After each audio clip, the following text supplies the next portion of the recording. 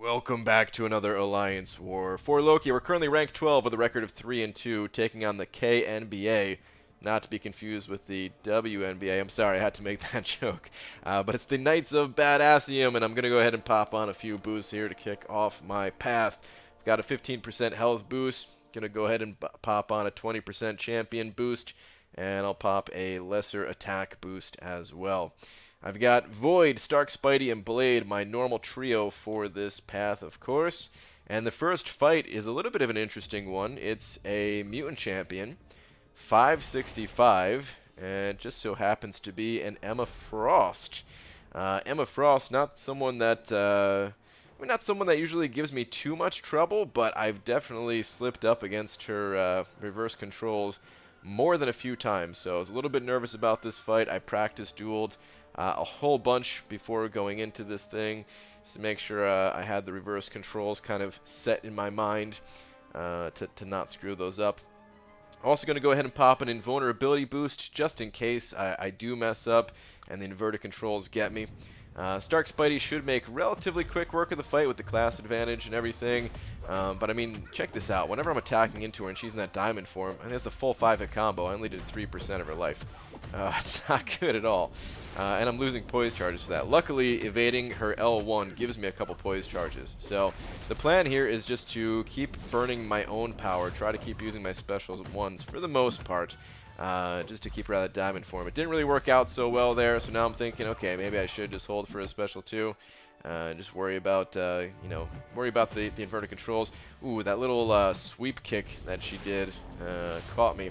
That's one of the reasons why I'm not a huge fan of Stark Spidey, even though I did rank 5 him, and even though I do use him all the time.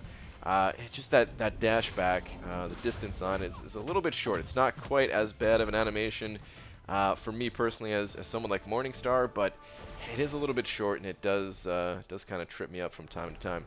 All right, next fight, Bane, stun immune. It's a Mystic champion. Don't care who it is. I'm throwing in Void, and it happens to be a Mordo. Okay, Mordo on this Bane node. So the goal here is to try to bait out a heavy attack, kind of around his power gain phase. He didn't want to throw it there, so now this kind of sucks. I'm just taking this Bane damage. Luckily he does throw a special there that gives me that opening, so I don't end up taking too much Bane damage, but that could have been a lot worse. Alright, we get the special 1 to cancel out his power gain. He throws another special, and this Mordo drops pretty quick.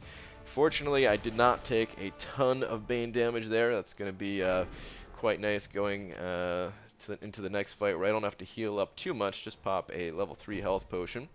Got a 565 skill champion on this node 24 buffet node. And checking the profile, that is going to be a Blade.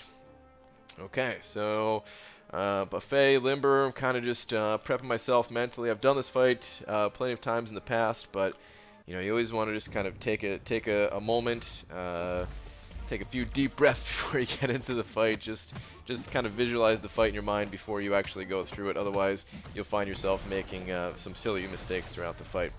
Alright, so Blade, I still have this invulnerability boost too, so if I do slip up, I do have that to fall back on. And just going to be trying to bait out preferably special 2s against this guy. I don't want to push his power too high though, just in case I do slip up and eat a combo. I don't want him to get to a special 3, because if I get stunned and I get the long bleed on me, that's going to make this fight a bit of a nightmare. The special 2 from Blade as well, I don't always punish it.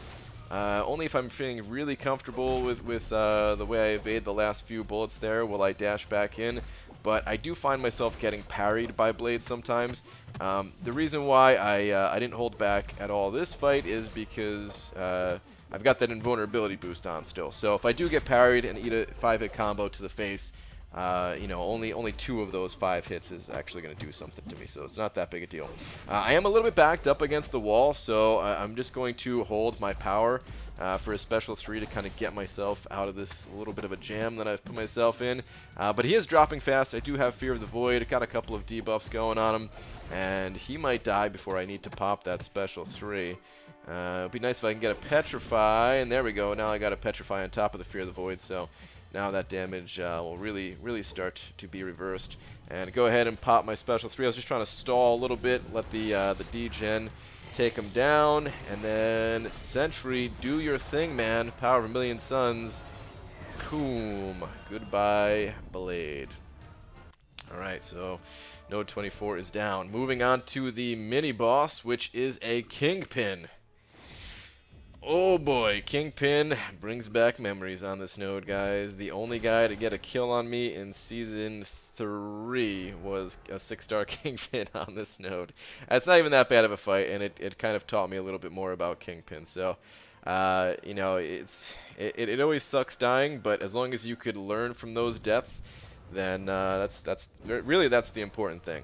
And Kingpin on this node, I don't think this guy's ever going to get a kill on me ever again. I hope I didn't just jinx myself. But the way I play him is a little bit different now. I mean, for the most part, I'm still just building up those poise charges, baiting out heavy attacks, finding my openings that way. I'm not worried at all about parrying him just because he's probably going to shrug it off and gain a rage charge from it. Now here is where I used to try to auto-evade those special ones to give myself a little bit more poise. But yeah, that also gives him rage, and I don't really want to do that. I popped the special one here only because I really thought that was going to give me a special 2. That was not intentional, but that's okay. Get him to throw the special 1 again. He's in his overcharge mode, so now I can reliably get that level 1 stun on him, and we just go in right after that. He's at 3% health. One more hit should do, and there we go. Kingpin is down. Alright, moving on to the aggression armor. Explosive personality node. We've got a science champion here, and they're only rank 3, so that's always a good sign. Just go in here with my Void. Regardless of what science champion it is, I'm going to be taking Void for this fight anyway. So, it is going to end up being a MODOK, and MODOK, basically on this node, I just throw heavy attacks with Void. I let the damage over time effects do its thing, and that's pretty much it. So I figured now's a good time to maybe talk a little bit more about the way Void's debuffs work, just in terms of damage. So each unique debuff that you're applying to the target, that's what's dealing the damage. That's the red numbers every half second that are popping up on them. If I get 2 debuffs of the same type, like I just did, 2 of those basically reduction of crit chance debuffs is what's on MODOK right now. I'm not increasing my damage at all. I'm only, you know, it's just stacking that debuff, and it actually does, it kind of helps damage-wise because it still counts towards the Despair Mastery, which reduces healing for each debuff on the enemy, but it doesn't actually amplify the damage number. So it's always best, it's always ideal to kind of get all of the unique debuffs up in terms of just overall damage. You don't always want that to be the order, you know, depending on which part of Void's utility you need. You know, a lot of times you want that Petrify up first for most fights, but you know, in a fight like this, a long drawn-out fight where I'm just waiting for the damage over time to kick in and everything, I just want the unique debuffs on him. And Petrify is especially good in a case like that because you know, they're gaining power from will, or they're gaining health, I mean, from the willpower mastery for each of these debuffs. So you know, I'm still dealing damage. The damage is doing more than they can heal, but if I can cut that healing with Petrify, then that's kind of the ultimate there. Alright, gonna go ahead and pop a level 4 potion, pop a level 3 potion, faked you out. You thought I was gonna use a level 2, but I didn't. And it's a 5-star mutant champion on this Arc Overload node. I'm gonna go ahead and throw my Void into the mix here. Of course, my boost fell off because this is now the next day. Oh man, I wish, Kabam, please just give me the energy to go through my path in a single clear so I don't have to reboost. Please, Kabam, please. But alright, just go ahead and pop on all of the minor boosts here. And just throw Void in there. It doesn't really matter which mutant champion is on this node. I'm going to be taking Void against them, even if the average person would choose Stark Spidey because of that nice class advantage. And Stark Spidey can definitely handle this node and everything, but just for that added level of comfort for myself, love using Void. Get nice and lucky there that we're able to switch him right away. get the switch trick going, and yeah, from here, I mean, the fight is wrapped up. That's the thing about Nightcrawler. He's a great defender, but if you can get him to switch early on like that, then yeah, the fight is pretty simple overall. He can deal a lot of damage if he's actually landing his hits and everything, but him punching through your block, it doesn't really matter. Especially if you're landing some clean parries, and yeah, this fight just kind of waiting for that damage over time to kick in.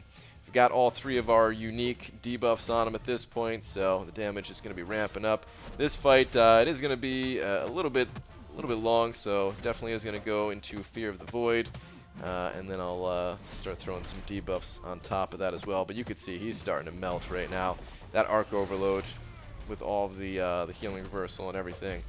That did a lot of work. Alright, this should be the last special one. And yeah, he's going to die momentarily here. Just kind of waiting this out. Don't have to attack him anymore. Don't need to risk taking any more damage. And Nightcrawler is down. Alright, I've got one more fight. The Recovery and Strike Back mini-boss. And you're going to see something a little bit funny right before I go into this fight. Not funny, haha funny, just kind of funny, kind of questionable, why did you do that funny? And I go ahead and pop an invulnerability boost here. Normally I would never pop an invulnerability boost in this situation, but I forgot that I actually had one that was in the overflow that was about to expire. I meant to use it before that mutant fight, and I just totally forgot, because it definitely would have lasted for both of these fights.